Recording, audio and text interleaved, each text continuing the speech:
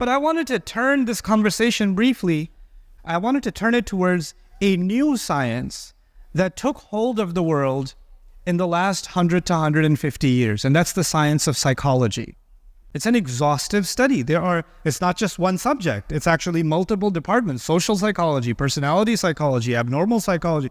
These are worlds within worlds within worlds. And people have dedicated entire academic careers to exploring more and more areas of psychology. All of it, by the way, is connected to something in the Qur'an. Allah said, "Sadurihim ayatina fil afaqi wa fi anfusihim." We'll show them our ayat inside themselves. And what is psychology doing? It's an exploration of the self. That's what it is. But it fundamentally removes God from the equation. Now, like I said, science without purpose can give you chemical weapons, can give you addictive drugs. Psychology with the removal of purpose, removal of Allah from the equation, what does it give you? Something has to be there that is the ultimate truth.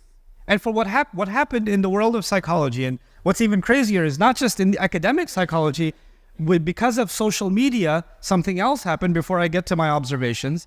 And that is that in any subject, let's say physics, any subject, let's say mechanics, there are people that actually know mechanics, they actually know physics, and those are professors and PhDs and researchers, but they don't have a YouTube page. But there's an 18-year-old who's read a couple of books on it, and he's got 5 million followers on his YouTube page, and he's a much more popular content producer on physics, even though some of his physics is a joke. If academics actually looked at his work, they'd say, what is this? But he's got more followers because now you can present content in a more interesting way, even if it's not well researched, and it will sound convincing, right? So what happened with the world of psychology? There is PhDs and research and analysis and books, and then there are people who come up with their own content, and they'll come up and say, let me tell you what a narcissist is. Let me tell you what a toxic person is. Let me tell you how to draw boundaries. Let me tell you about trauma. And you've got these people that just became self-diagnosing. And now these terms became popular among even the Muslim community. Now you have a young man saying, my father's so toxic. He's always gaslighting me.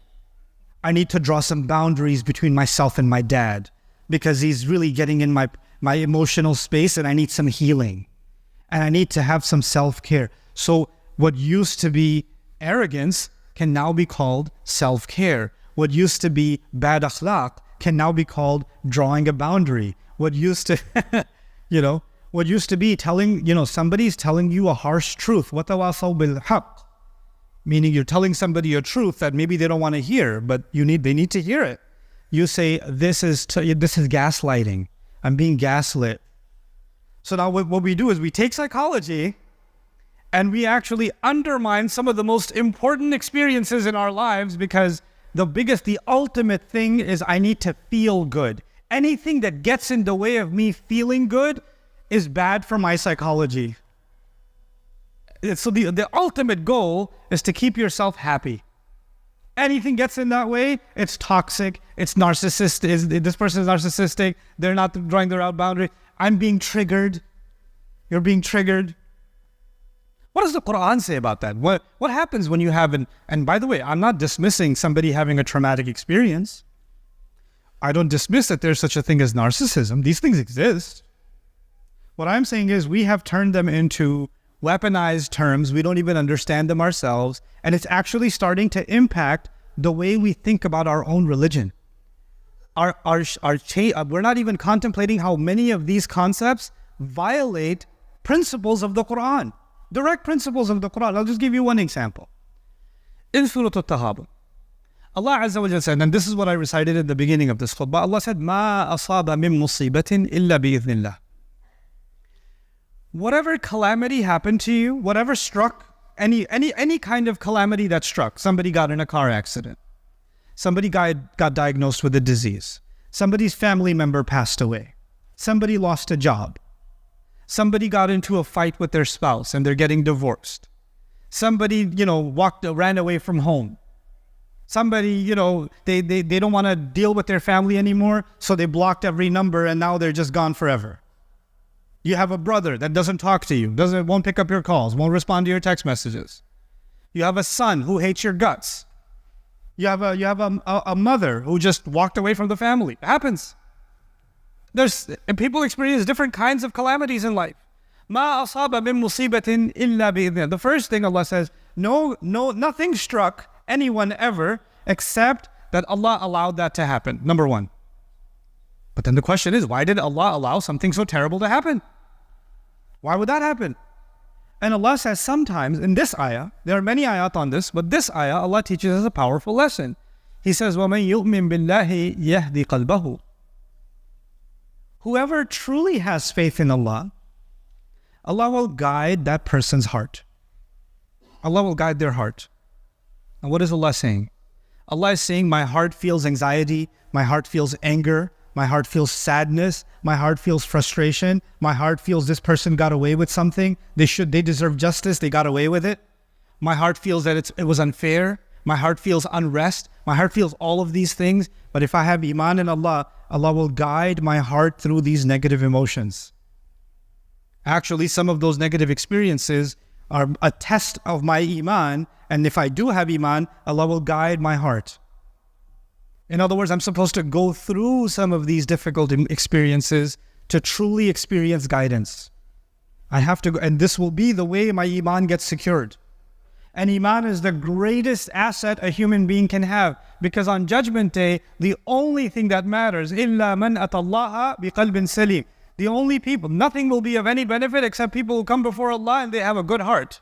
And the only way to have a good heart is to have iman in that heart. And the only way to have iman in that heart is Allah will guide that heart. And the only way that heart to be guided is to go through a tough experience and hold on to your faith anyway. And not let that be shaken. This is a remarkable thing Allah has said. In this ayah, Allah is telling us to face a traumatic experience, to face it, to deal with it, but deal with it with faith and not let it change you. And this is why the best people that ever lived, the prophets themselves, every one of them are victims of trauma, if you want to use psychological terms. Every one of them were surrounded by toxic people. Every one of them had their boundaries crossed. Every one of them. Every last one of them had to experience narcissism. Isn't it? Didn't Ibrahim alayhi salam have a toxic father? Didn't Yusuf alayhi salam have narcissistic brothers? Didn't they? Isn't he a victim of family abuse? Wasn't he being gaslit when he was being called a thief? Isn't this what was happening to them? So they could take all of that, listen to all of that, and those experiences, and then for the rest of their life, they can say, I know all these fathers, they're toxic. I know I need to draw a healthy boundary between me and them, and etc. Even Ibrahim alayhi salam, when he's being expelled from his own home, he turns back to his father and he uses Ya Abati. He turns, my beloved father, Ata'tu fidil al-hub. He turns to his father and says, Dad, I still love you. You may not be good to me, but that doesn't mean I will no longer be good to you. And I'll still pray for you to be forgiven. La astaghfiranna lak. I'll pray for you still. Because maybe Allah will turn your heart. He doesn't say, you know what? You are a narcissist. You are a toxic person. I'm glad now there's a distance between us. I need to keep you away from my own personal healing. This is not his attitude. This is not his approach. What we have done is we have created, and these judgments, these labels, they are against the fundamental teachings of our deen. And I'll leave you one last, especially within our families. Okay, you could have an argument between husband and wife. Happens. Okay, don't raise your hand. But if you have an argument, husband and wife, and one of you says, you're such an abuser. You're such a gaslighter. Instead of, what does the deen tell us to say? وَقُلْ لِعِبَادِي يَقُولُ الَّتِي هِيَ أَحْسَنُ إِنَّ الشَّيْطَانَ يَنزَغُ بَيْنَكُمْ. Allah says that tell my servants, say something that is better and more beautiful. Because shaitan will try to cause friction between you, chaos between you, discord between you. If there's an argument happening and you hear something painful, you could respond with something that will make things worse. You can also respond with something that can change the direction of the conversation towards something better. Allah is not telling you to walk away from the conversation. Allah is telling you to deal with the conversation. If the conversation is completely out of hand, Allah is saying, إِذَا خَاطَبَهُمُ الْجَاهِلُونَ قَالُوا سَلَامًا. When the ignorant address them, they walk away peacefully. They say peace. They don't walk away stormed out. They walk away peacefully. But in this ayah in Surah Al-Taghabun, I learned something I was fascinated by. Being a student of psychology, I was fascinated by it. يَا أَيُّهَا الَّذِينَ آمَنُوا إِنَّ مِنْ أَزْوَاجِكُمْ وَأَوْلَادِكُمْ عَدُوًّا لَكُمْ. Those of you who believe, some among your children and among your spouses, there may be enemies for you. This is in Medina. The surah was revealed in Medina. Rasulullah ﷺ was living among the Jewish and Christian tribes, and he was also among the Muslims were actually leading towards nifaq. They were leading towards hypocrisy. And you don't know in your family who really has iman, who doesn't. There was a mix. And Allah is that. Now the Prophet ﷺ says, get ready for Badr or get ready for Uhud. And some family members saying, why are you going to get yourself killed? Stay home. Just tell them you got sick. I'll just say you overslept. And they're trying to hold you back because they don't want him to go. Well, why do you have to go every morning at Fajr? Can you just stay?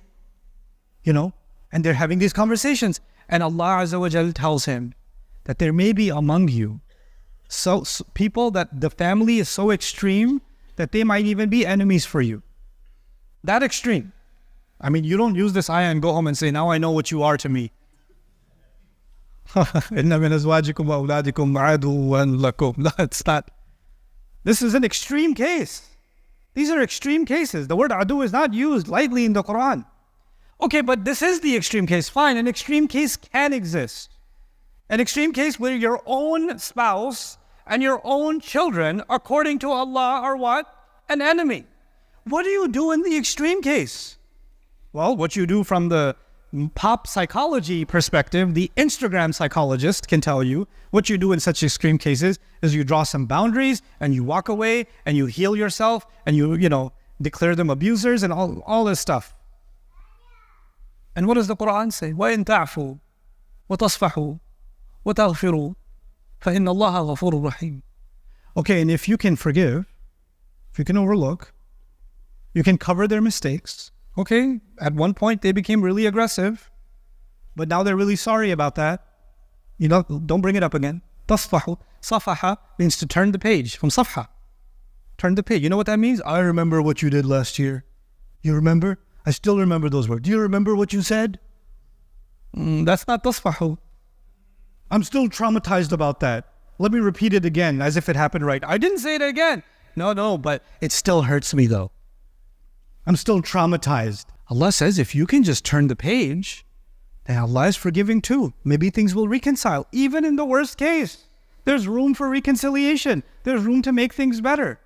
But if the hearts are not, if you're too absorbed in yourself, you're not going to look for a solution. The only thing that you want to serve is your wishes. And so this is the last thing I will share with you. The direction that psychology is going in now, pop psychology, reminds me of the ayah of Surah Al-Jathiyah. أَرَأَيْتَ مَنِ اتَّخَذَ إِلَهَهُ هَوَاهُ وَأَضَلَّهُ اللَّهُ عَلَىٰ عِلْمٍ. Did you see someone who takes their feeling, their empty feeling, and they turn it into their God? Their God has become their feeling. And Allah allows this person to be misguided even though they have knowledge. عَلَىٰ عِلْمٍ. They can know, they can be a PhD, they can be a doctor, they can be a professional, but they are being led by their emotions. And they give themselves a new diagnosis and give other people a diagnosis depending on how they make them feel. Today you're a narcissist, tomorrow you're an abuser, the next day you're a toxic person, the next day you're this, the next day you're depressed, the next day you're, you have attachment issues. You just throw out these diagnoses, label people. أَضَلَّهُ اللَّهُ عَلَىٰ عِلْمٍ وَخَتَمَ عَلَىٰ سَمْعِهِ. So Allah says, and this kind of a person, Allah will put a ceiling on their hearing. You know what that means? That means it doesn't matter if you try to reason with them. You cannot reason with people who live by emotions. Many of you have experienced this. When people are living by their emotions, if you're trying to be logical, it's like talking to a wall. But I feel. The feeling is, that's the God. ختم على سمعه وجعل على قلبه غشاوة. You know? And Allah places a cover over their hearts. وَمَن يَهْدِيهِ مِن بَعْدِ اللَّهِ. Who's going to guide them after Allah? That ayah, that last part of that ayah, who will guide them after Allah? You know what that means? They replaced Allah with their own feelings. That's why there's no more guidance for them. Because their ilah is actually Allah, but their ilah became their hawa. So Allah says, فَمَن يَهْدِيهِ مِن بَعْدِ اللَّهِ. Who's going to guide them after Allah? After they remove Allah from their hearts, what guidance can they have? On the flip side, contemplate Surah Al-Taghabun. When a person experiences difficulty and trauma and actual difficulty in their life, whoever turns back to Allah in faith, يَهْدِي قَلْبَهُ, Allah will guide that person's heart. وَاللَّهُ بِكُلِّ شَيْءٍ عَلِيمٌ. Allah knows everything. There's nothing Allah doesn't know. May Allah Azza wa Jal guide our hearts and not allow us to become, worshippers of our own feelings, and actually remain worshippers of Allah in the depths of our hearts. And may Allah not make us of those who easily pass judgment on others unjustifiably. I know the khutbah is already over, but one last thing I will share with you. We cannot judge another person's heart in Islam. I cannot point at you and say, you're a munafiq, you have nifaq in your heart. I can't do it. But there's no way for me to know. Even Allah did not let Musa know if Fir'aun has kufr in his heart or not. لَعَلَّهُ يَذَّكَّرْ أَوْ أَنْ يَخْشَى. Go talk to him nicely. قُولَ لَهُ قَوْلًا لَيِّنًا. Both of you go talk to him nicely. Maybe he'll get a reminder. Maybe there's some part of his heart that can benefit from a reminder. You don't know. Ya Allah, it's Fir'aun. He kills babies. Come on. The guy's heart is made of some kind of special stone that will never crack. No. You don't know. You don't get to know. This is Allah telling Musa alayhi salam about Fir'aun. So I cannot judge another person's heart, but in this new psychology, I can easily judge another person's heart. The moment I call somebody a narcissist, I'm judging them for their arrogance. The moment I call somebody one of these terms, I'm not actually judging their actions. I'm judging the state of their hearts. Be careful. This is not something our deen allows. But we've made this a normal practice because we're enamored by these terms now. If you're going to understand these terms, if you're not a student of the subject, don't do it. Don't misdiagnose yourself and misdiagnose others. It's only creating a problem in our society and in our families. Barakallahu li wa lakum fil Qur'an al-Hakim wa nafa'ani wa iyyakum bil ayati wa dhikril hakim.